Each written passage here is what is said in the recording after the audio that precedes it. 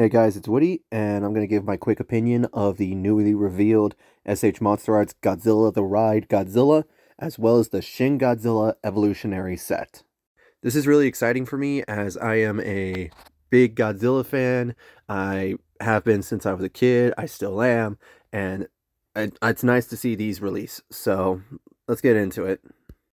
So starting with the Evolution set, this seems to be a repaint, reissue of the original set that came out all the way back in 2017. The newest edition is the tail, the unidentified life form, as they're calling it. Now, I can see the arguments made that this could be just a pointless addition to jack up the price. But for an evolutionary set, I think its inclusion is justified as it was the first bit of Godzilla we saw in the movie.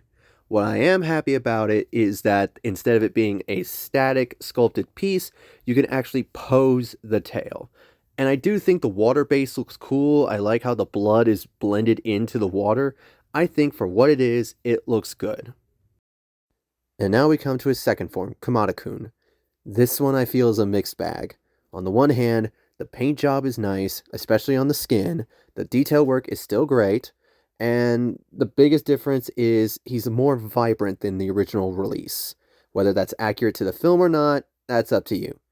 The part I don't like is that the paint work in the gills and between the dorsal spines for the blood looks too heavy.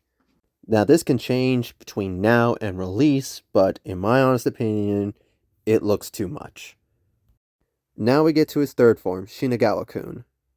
Starting with the positives, overall, I think his paint job is better. I do like that the red between his dorsal spines, gills, and veins are done a lot better. You still have that creep factor with the face, but that's inherent to this design.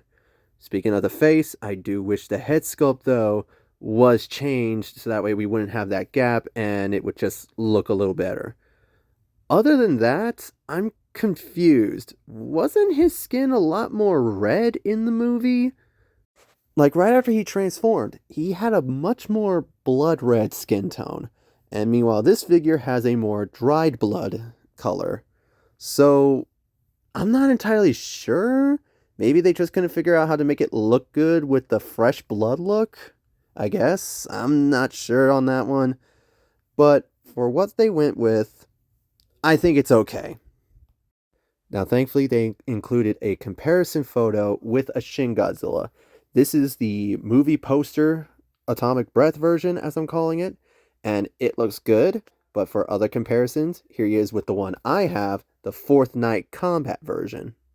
And I personally think it looks sick with the one I've got. But if you got the original release, here's what it looks like.